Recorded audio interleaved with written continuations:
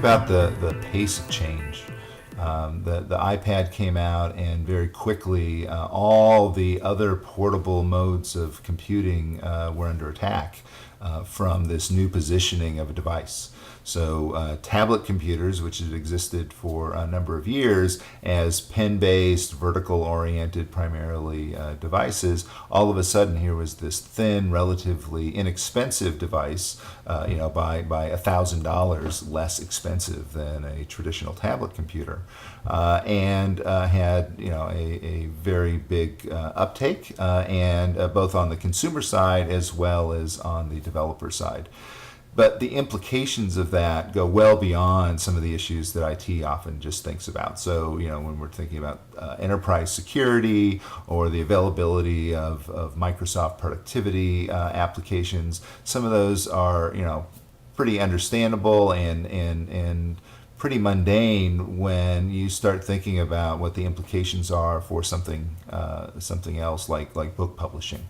So even though the hardware looks today to be dominant and the iOS platform looks to be the answer to what we're going to have to publish things on in the future, and you certainly have already seen Kindle and Nook and Inkling and No and a number of other options in terms of content publishing arrive on the iPad. That has implications because the publishing world hasn't yet caught up.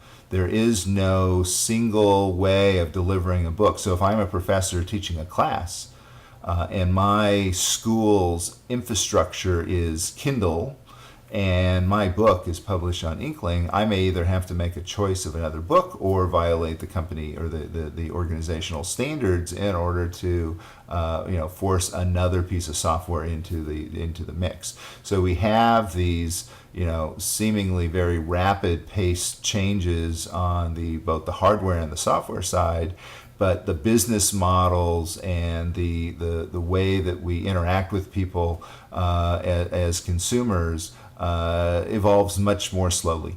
And so the pace of change forces us into these kind of strategic confrontations that bubble up issues that, for instance, in book publishing didn't exist when it didn't matter which distributor. You could easily purchase a book that you needed from one of many distributors. You had relationships with those distributors, and the books came in the same form. They came in a box, as a piece of paper, as a piece of bound paper going into the student's hands. And now you have to say, well, let's see, do we actually accept books in that form? Do we take Inkling books? Do we take Kindle books? Do we take No books? And what do we do in terms of the future of the relationships between the publishers and the content platform?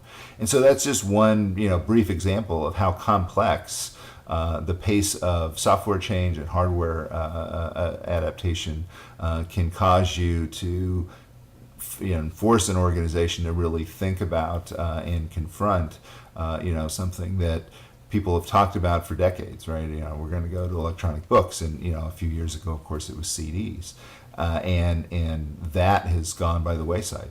People don't need CDs anymore. There's that is not, as Bill Gates. We think about the visionary work of Microsoft, and one of his first books was the CD, the new papyrus, which for a very brief period of time that was true, but it's not true now. CDs are not the answer.